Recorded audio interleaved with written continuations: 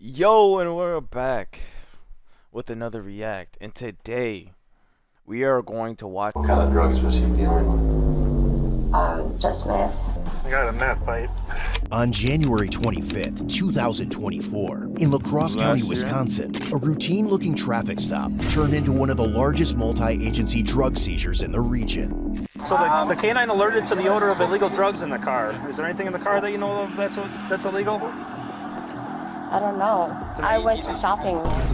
At the center of the case were 59-year-old Tudang and his 50-year-old ex-wife Jua Tao, a couple who, by all accounts, lived an ordinary life until law enforcement discovered evidence of active drug distribution from their home. How did they? If they don't pay, don't give it to them because you're gonna get trouble. And like I always scared, and I always tell him, stop, stop, stop. Around 9 p.m., Officer Sis initiated a traffic stop while the suspects were traveling on the highway. He had support from Wisconsin State Trooper Wait, so why did they get stopped though? Hold on. Degree and Officer Johnson.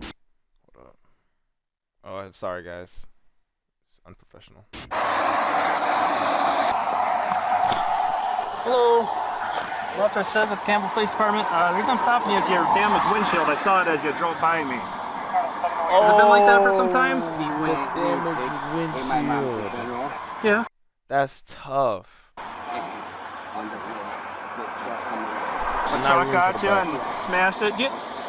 Okay, do you have your driver's license with you and your insurance card? Yes, sir. I was so pissed. Yeah, I hate when that happens. But you see that watch he got on though? You see the watch he got on though? Y'all see the gold? Y'all see the gold watch? He definitely does.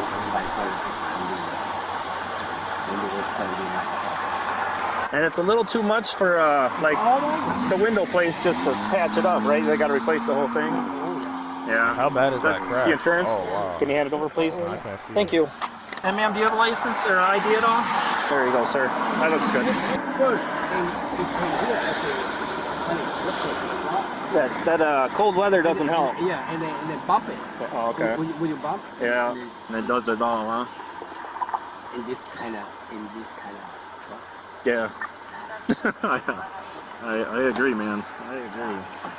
All right, I'm gonna go check on these real quick. Just hang tight in the car. I'll be back with you in a couple minutes, okay? Yes, sir. All right. The investigation had been Bro, underway I know for he's weeks. probably thinking like, oh my god. He's like, I knew. I was like, okay, I gotta edit this. I knew I should have changed the windshield instead of buying the watch. Oh.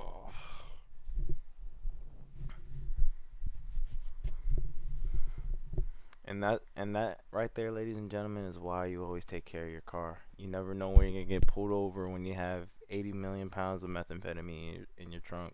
And involved numerous controlled drug buys, physical surveillance, and cooperation across agencies. But how bad is that crack though? Like, how did they notice it at night? Can you actually climb right over this? There we go. Then we're a little safer. Perfect. So where are you traveling to today? Huh? Where are you traveling to? Oh, just St. Paul. St. Paul? Yeah. Okay. What's the reason for your trip? I don't know. I just shop along with him. Okay. Yeah. And how do you know him? Oh, he's my ex. Your ex? Yeah. Ex-husband or ex-boyfriend? Ex-husband. Okay. After identifying the occupants, Tudang as the driver and Jua as the passenger, Trooper Degree deployed K9 Coda for a free air sniff. The dog alerted them to the presence of narcotics. Following this alert, officers searched the vehicle. Come on back here for me. Nope. Don't grab anything. Yep. Just come on back here for me, okay? You want to stand in front of this squad here? Right up. Nope, not in the snow. You don't need to go in the snow. Just right here for me, okay? Hang out with you. You don't have any weapons or anything on you? Can I just check your pockets before you start putting hands in there? Okay, thank you. If you want to keep your hands warm, you can put them in your pockets. I just didn't want to have you have them in there before I checked. Where are you guys coming from? From my mom. Your mom's? From my mom and federal. Oh, I'm sorry. St. Paul and came back tomorrow. Gonna go back. Oh, really? You can open. Okay, storyline now. He can open it. Yeah, you can open it. You can actually, open it no, and they don't. go inside of it. You can open and go inside of it. You can open the trunk. It's okay. That's okay. In this kind of car, it's gonna cost a lot. Yeah. Okay. So my dog, obviously, you didn't open your door. That's pretty indicative. Okay. What are we gonna find in your car?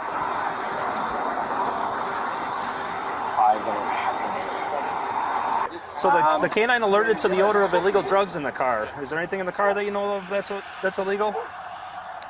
I don't know. Nothing. I went to shopping. You went shopping, so you don't know. Yeah. Okay. Is there anything in your pockets at all? Without reaching, take your hands out. Just my wallet, my wire. Keep your hands out of your pocket. Sorry. Shelby. So I'm gonna just have the female officer check your pockets to make sure there's nothing in there. Okay. No weapons, anything that's gonna poke me, stick me, anything like that? No. Nothing Okay. sharp. No knives that are open or nothing. No. Okay. To stay under the radar, traffickers rely on burner phones, hiding drugs in vehicle engines, and laundering profits through wire transfers. Despite those efforts, law enforcement traced the buy money, documented all the evidence, and even included Walmart surveillance footage. Wait, what? I got a meth pipe that was in the bag that was at her So they feet. did go shopping. Yeah, take out every little piece of clothing, and well, Shelby went through it, but we're gonna double check because we have info.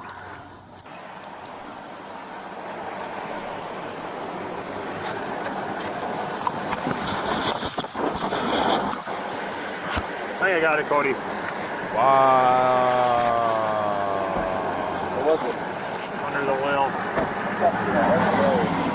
You guys want to go put those two in cuffs? Where was it?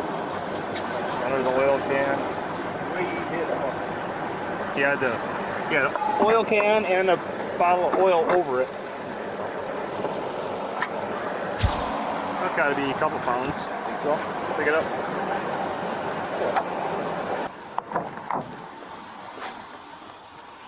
They discovered a plastic bag hidden beneath the hood with approximately 443 grams of methamphetamine in crystal form. Both Tudang and Jewel were 400 detained on grams? site How and much is transported that? to the How lacrosse. much?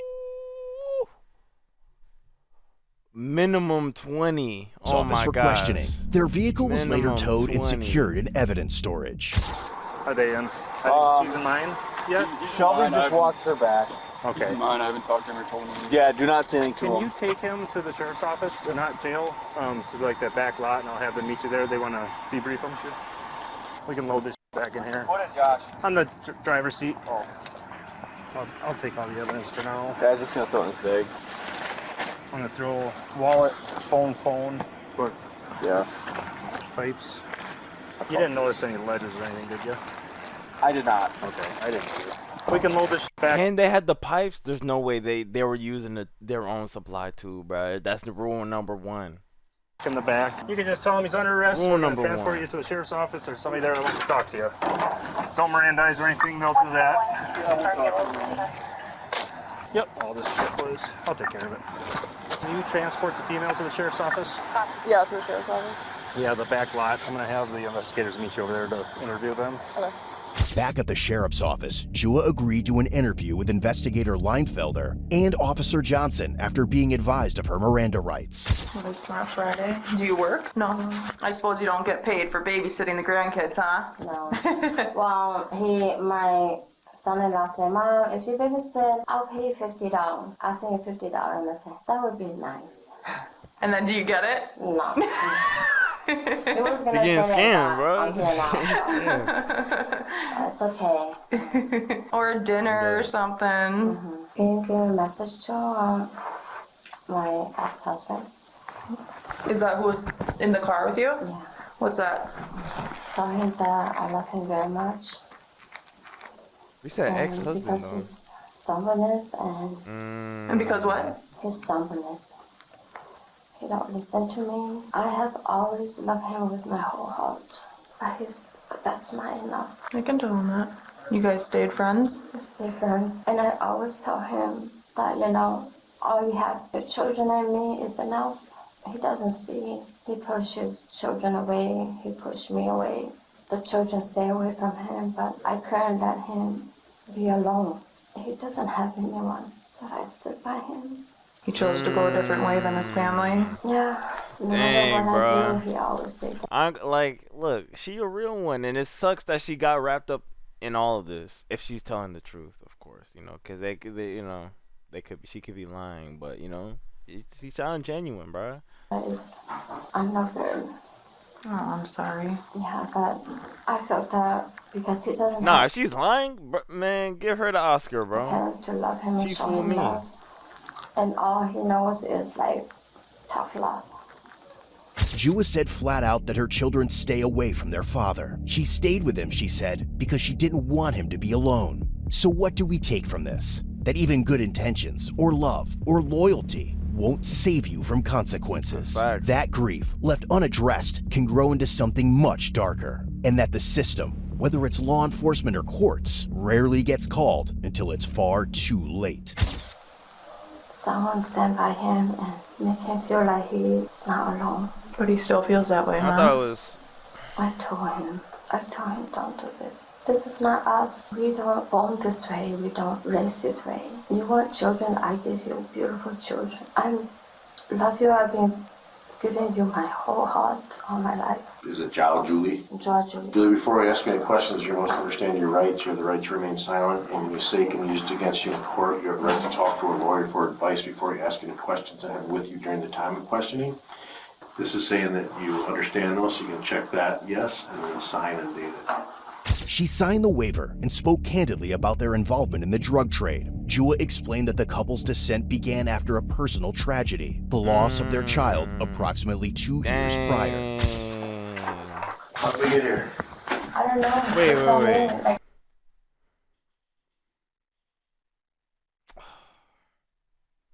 This is what happens when you sell out. I was like, cause I was waiting for like the drug deal. Like I thought the undercover cop would have like a body cam. I have a body cam on him and be like, yeah, bro, I got this and this amount of methamphetamine on me. How much you want? Like you'll see the whole thing go down. But standing by him because I love him. My whole heart. My children said, my family said, he don't love you. Why are you staying with him? And I told them, I feel like he just wants to be loved. But his children love him, but he doesn't see I love him. He doesn't see. she in jail, bro. Living a normal life. We all live in normal life until my son died. My She in love jail, bro. It's one of the toughest jails to be in. son died 2 years ago. I'm sorry. How did he die? He died from his sleep. We got the last Christmas together, and then he went, and then he never woke up. How old was he? He was 35. They ever figure out what happened? I don't know. Really? But he had kidney problem too since he was 11. So he been through a lot. At that time, from my husband not the same anymore. He can't sleep. We all grieve. It's terrible. We grieve. That's time we have to let go and move on. Cases like this aren't always black and white. On paper, it's a drug bust, meth, guns, cash, the whole operation. But when you actually read through the reports, talk to the evidence, and listen to what was said in that interview room, you see something a little more layered. More My son, complicated than that, yeah. his friends started to come around. That's when everything started. His friends started to come around. That's when everything started, when I don't even know what's happening. And before I know it, he came to me because we didn't have money to do my son's stone. So my husband came to me and said, we don't have money, so can we do this for my son's stone? And I said, no, that's not us. That's not us. We'll find a way. We do fundraise. And he said, just try. And then that's how he get started. But when he started, he started by like those young kids came around him and told him about, how they doing this and how they got making him feel like he feels sympathy for them. What do you mean by when you say that they're telling what they were doing this? Like they said, we don't, like when they do drugs, they, like the people that selling to them charge too much. Trust too much? Charge too much, okay. So my husband, he's a good heart. I'm telling you, he's not a bad person. He's a very good heart man. His heart is like very humble. So he feels sympathy for them, and he said, you know what?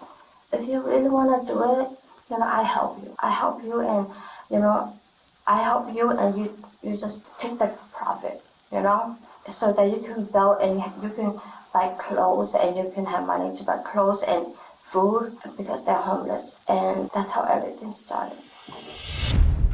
Simultaneously, agents with the West Central Metropolitan Enforcement Group executed a search warrant at the couple's residence in La Crosse. Officers recovered additional quantities of methamphetamine, totaling more than 200 grams, alongside 190 grams of marijuana stored in jars and baggies.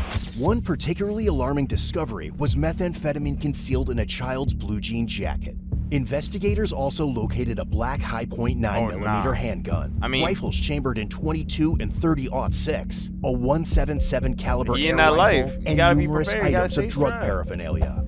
A locked black safe containing drug-related evidence was also seized, as were surveillance hard drives that appeared to have recorded security footage from inside. How did he acquire all of this?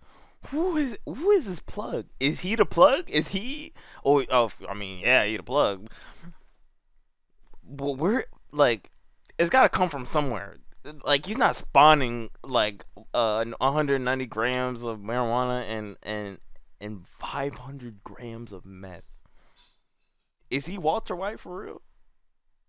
The residence. What kind of drugs was he dealing with? Just meth, no marijuana, nothing else. Okay. Yeah. So when he didn't get anything, and I said, you need to stop because there's nothing here, And then he said, no, you want to help them, so let's continue. Jewett didn't lawyer up or plead the fifth. She talked, and she didn't glamorize anything, if anything. She admitted they were dealing drugs. She admitted they got in too deep. When it's fronted to him, how does he then pay for it when he goes back up? Or who's... He just told them to get the price that the guy wanted back to him to give to the guy, and then the profit the kids can have. Do you know what the price was that he had to get back to the guy on any of that? No, at that time I don't know anything. Okay. Yeah. Eventually, did he go bigger than a zip? It started like a one fronted, and then She's singing. a two, and then sometime when he got it, he those kids, they had lived this lifestyle for so long, so they know how to lies, or they know how to manipulate him to believe them will pay. Some pay, some don't pay. And then he get trouble, and I always there to tell him, if they don't pay, don't give it to them because you're gonna get trouble. And I always scared, and I always tell him, stop. He said, if you're scared, then don't do it. And I said, even I'm not doing it, I'm here. I'm here because I love you, and I want to help you. I want to help you to understand that life is not just this. We can find another way to buy the storm. And these kids, they have a choice. They have a choice to build a better life or make a better decision. They choose to live like this. It's not that they don't have mom and dad. They do, but it's a lifestyle they want to live. And this is not us. We brought in Christian. Her statements, stacked on top of the surveillance and a growing pile of evidence, basically confirmed what investigators already suspected. The Taos managed to move between 42.5 and 45.5 ounces into La Crosse County from August 2023 through January 2024. She also stated that she believed her husband had been receiving approximately 2 ounces of meth per month from January through August. In the 6 months leading up to his arrest, Tudang was involved in distributing or possessing with the intent to distribute more than 5.5 kilograms of methamphetamine. According to his own statements, he sourced meth from various suppliers located in Minnesota, California, Canada, and Mexico, and acted as the main supplier for at least 6 other drug distributors. Throughout the investigation, a series of controlled buys were conducted, during which Tudang and Jua unknowingly screwed themselves over right in the ass and sold a total of 203.9 grams of methamphetamine to a confidential informant in La Crosse. In at least one of these transactions, Tudang was armed, and he later attempted to obtain additional firearms, reportedly to provide to his drug sources. The couple took a break in December 2023, but resumed activity in early January, and on the day of their arrest, Jua said they traveled to Minneapolis to purchase 1 pound from a man known only as Joe, who she described as Hispanic. How many times have you either gone up to Minneapolis and got meth or had meth delivered down to you? Bro, she is singing like crazy, bro. She is letting every detail known, bro. In those At last the 2 years. beginning, Be like, oh, this is the easiest case we've ever done. ever. It was like they come down How often? once or twice a month. Once or twice a month? And what would they bring down when they come down once or twice a month? I not really know because at the beginning he was like negotiating with him and like talking to him. So I don't know anything until later. Then the guy was like pissed with him that he doesn't have the right money, doesn't have the right number, and he was at him. And I said, honey, don't do this because you don't know how to do it. But he said, you know, he will try. And then he's not good at computer technician or like dealing with numbers or reading. He doesn't have patience. So I was with him, so I said, I help you. I help you calculate. I help you to put everything together. So it's like when I helping him to put the numbers and making sure that he has the right number for the guy, everything was starting to go better. How much was he, when you started helping him with the numbers, what kind of weights, how much was he getting? Sometimes at the beginning, I don't know, but when I started, it was like maybe 3 zip, 4 zip. How many times do you think he got 3 or 4 zips when you were helping him with the numbers? You mean how many times the guy bring to him? Or did you go up there? Oh, no. We never go on that guy. Okay, so Yeah. he'd bring 3 or 4 zips down to you. From to, yeah. How many times do you think that happened? 2 times a month. 2 times a month? Yeah.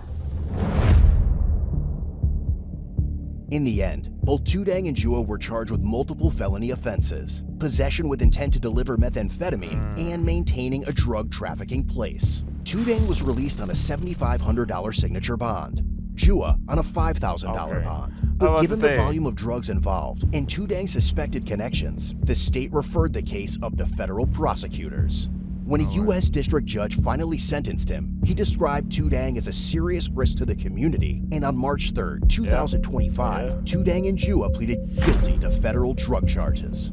Ultimately, Tudang was sentenced to 90 months in prison, 7.5 years. And Jua was sentenced to 5 years of probation. Some believe she was forced into Tudang's operation out of fear, while others wonder if she was just as involved and just better at hiding it. This case was a reminder that drug like I said, like if she for real is lying, like they actually need to start giving out awards, bro. Cause like she fooled everyone. She fooled me with the story. She definitely fooled them. 5 months. How much? 5 years? She was forced 5 into years Tudang's probation? operation out of fear, while others wonder if she was just as involved and just better at hiding it. This case was a reminder that drug trafficking doesn't always come with a warning label. Sometimes it's not the shady figure in a dark alley. It's an ex-couple driving home, looking like they had just finished a weekend antique shopping trip. Or it's a quiet man. And the crazy thing is like, bro, hold up, I'll finish the video. In his 50s, living what seems like an average life, who turns out to be running a side hustle as a full-blown drug lord. Got a closet full of shirts that should... Alright. Bro. And the craziest thing is like, he would have drove past you, he would have turned the signal on. He's like, yo, he's gonna let me over? Okay. And you had no idea he had pounds upon pounds of meth in the back of his vehicle. Had no clue. You have no idea. That's the craziest thing. But you know, justice is served. You know, whether you are in the relationship or not, she was a part of that business. She was a part of it. So, you know, be careful who you hang around with. Yeah.